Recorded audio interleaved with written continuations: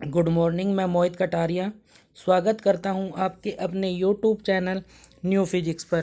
प्यारे बच्चों, हम मैथ में चैप्टर पढ़ रहे थे मैट्रिक्स, जिसमें हमारा लास्ट टॉपिक चल रहा था एलिमेंट्री मेथड यानी प्रारंभिक रूपांतरण विधि से क्या निकालना होता है। हमें ए इनवर्स ज्ञात करना होता है, जिसमें हमने आपको बताया था कि 6 संक्रियाएं होती हैं। 6 संक्रियाएं काम करती हैं।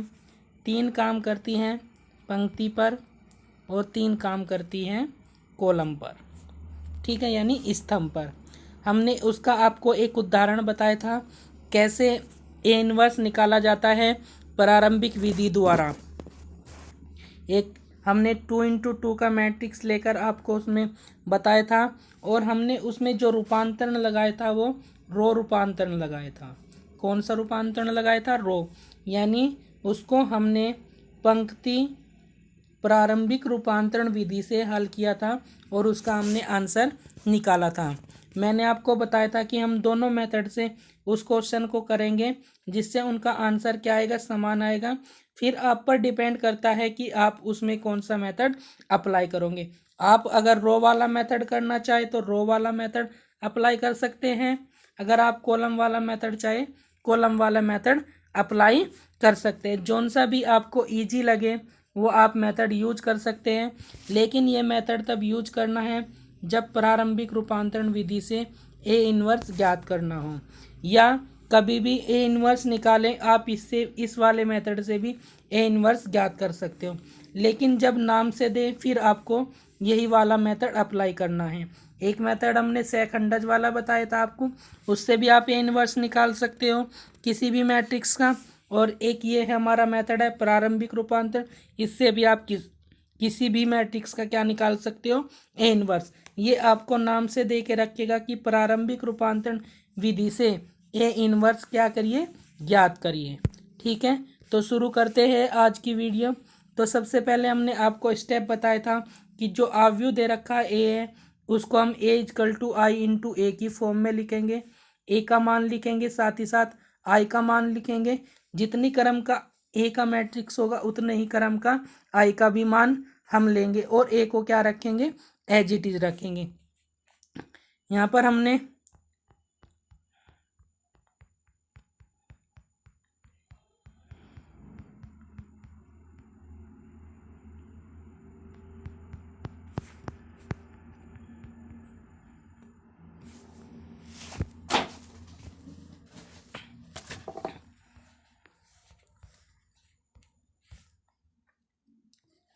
ये मान एज इट इज रखा है। ए का मान रख दिया, आई का मान रख दिया और ए का मान रख दिया। अब हम इसमें जो मेथड लगाएंगे वो कॉलम वाला लगाएंगे, क्योंकि जो हमने कल आपको पढ़ाया था वो रो का पढ़ाया था। उससे देखेंगे आंसर कैसा आता है, और इससे कॉलम वाले से देखेंगे कि आंसर क्या आएगा। दोनों से मैंने आपको बताया था कि दोनों से आंसर क्या आएंगे, समान आएंगे। बस हम क्या करेंगे, चेक करेंगे। फिर आपको जो अच्छा मेथड लगे आप उन दोनों में से कोई सा भी अप्लाई कर सकते हो। तो सबसे पहले ए को क्या लिख लेंगे, आई इंटू ए लिख लेंगे। ए का मान पुट कर देंगे, आई का हम वही मान लेंगे जो यहाँ पर हमारा ए का होगा। क्योंकि ए का मान 2x2 मैट्रिक्स है, तो आई का मान भी कितना लेंगे, 2x2 मैट्रिक्स का लेंगे। ए एज इट इज रखेंगे। अब हमें कॉलम में प्रॉपर्टी लगानी है, यानी ऑपरेशन हमें कहीं में लगाना है, कॉलम में लगाना है। नियम हमारे वही रहेंगे कि जो हमारा पहला तत्व है, या पहली पंक्ति का पहला तत्व कह लें, या हम कह लें कि पहले कॉलम का पहला जो तत्व है उसको हमें क्या बनाना है, 1 बनाना है। क्या बनाना है, 1। तो 1 बनाने के लिए क्या करेंगे, अगर मैं इस वाले कॉलम को इसमें जोड़ दूँ तो 1 बन जाएगा, क्योंकि -3 + 2 में से कितना जाके -1 बचेगा। फिर हम उसे माइनस से मल्टीप्लाई करके वो प्लस का हो जाएगा, तो यानी 1 बन जाएगा। तो हम यहाँ पर यही वाली ऑपरेशन लगाएंगे कि C1 पर लिखना है C1 + C2। और मैंने आपको बताया था जो हम मेथड इधर अप्लाई करेंगे सेम मेथड इधर भी अप्लाई करेंगे। ठीक है, तो यहाँ पर हमने कौन सी प्रॉपर्टी लगाई है कि C1 पर लिखना है क्या, C1 + C2। तो C1 में C2 जोड़ेंगे, यानी 2 माइनस 3 जोड़ेंगे तो माइनस का 1, ये हमने यहाँ पर लिख लिया। -1 + 2 जोड़ेंगे तो कितना बचेगा, प्लस का 1 बचेगा, तो वो हमने यहाँ पर लिख लिया। और -3 और 2 क्या रहेगा, एज इट इज रहेगा। अब हमें ये मेथड इधर भी अप्लाई करना है। 1 में 0 जोड़ेंगे कितना आएगा, 1 आएगा, वो हमने यहाँ पर लिख लिया। फिर 0 में 1 जोड़ेंगे तो कितना आएगा, 1 आएगा, वो यहाँ पर लिख लिया। और 0 1 एज इट इज और ए भी एज इट इज। अब इसे प्लस का बनाना है तो क्या करेंगे, C1 में मल्टीप्लाई कर देंगे माइनस की, तो माइनस की मल्टीप्लाई करेंगे तो ये प्लस का हो जाएगा, ये वाला प्लस का हो जाएगा यहाँ पर, और ये प्लस वाला यहाँ पर माइनस का हो जाएगा। -3 और 2 एज इट इज रहेगा, क्योंकि हमने इसमें कोई भी ऑपरेशन नहीं लगाया है। सेम इधर भी वही ऑपरेशन लगेगा जो इधर पर लगा है। तो ये दोनों कैसे हो जाएंगे, माइनस, क्योंकि प्लस के हैं। तो 1 भी कैसे हो जाएगा, माइनस का, ये वाला 1 भी माइनस का। 0 और 1 क्या रहेंगे, एज इट इज, और ए भी एज इट इज चलता रहेगा साथ साथ। अब हमें इस 1 के क्रॉसपोंडिंग, मैंने आपको बताया था जब हम रो में ऑपरेशन लगा रहे थे तो हम कॉलम की दिशा में चल रहे थे। जब कहीं में ऑपरेशन लगा रहे थे हम रो में तो किस दिशा में चल रहे थे, कॉलम में।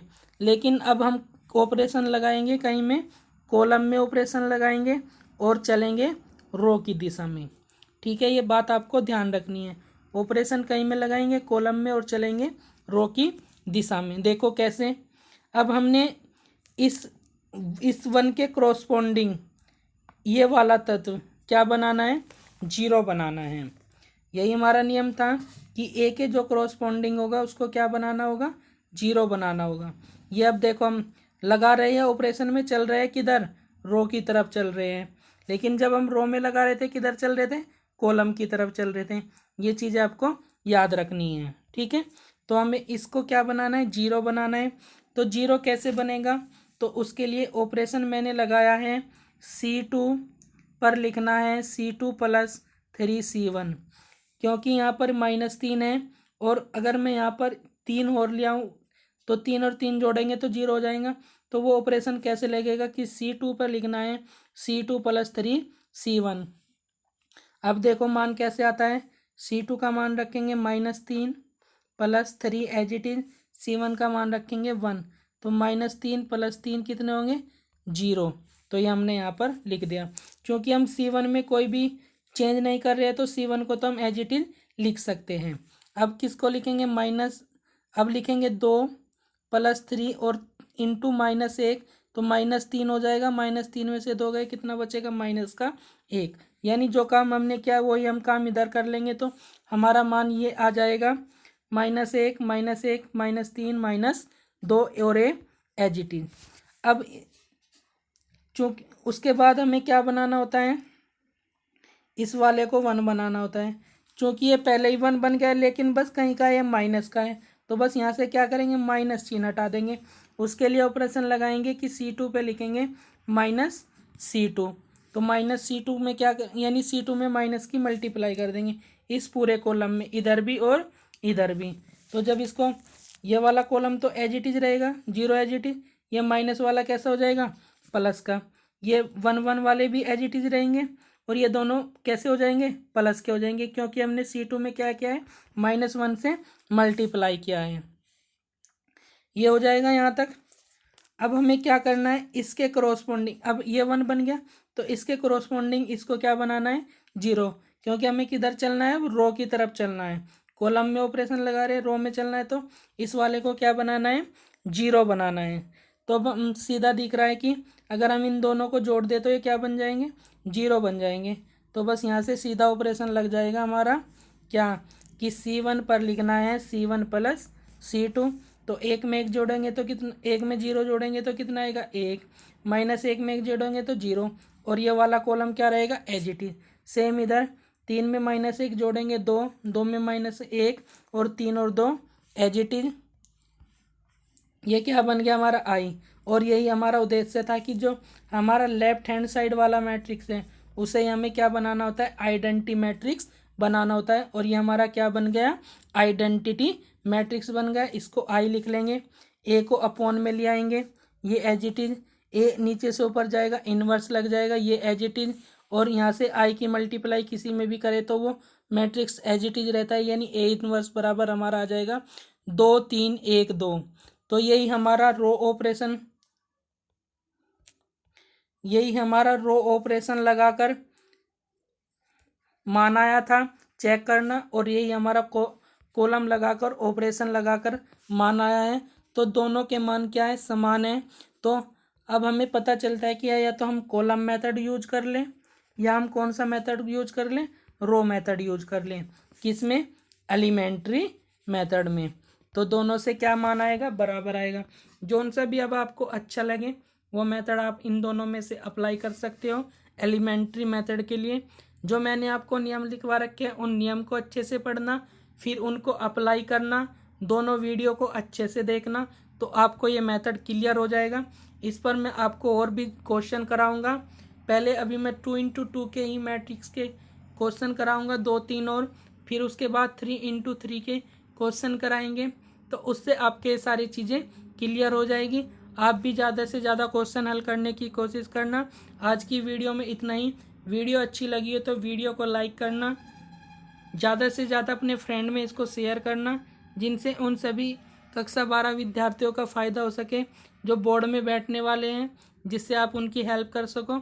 आपको हेल्प करने का मौका है कि आप इस वीडियो को उनके पास शेयर करें जो आपके कक्षा 12 में फ्रेंड हैं, जिससे ये उन तक वीडियो पहुंच सके और वो भी अपनी पढ़ाई सुचारू रख सकें।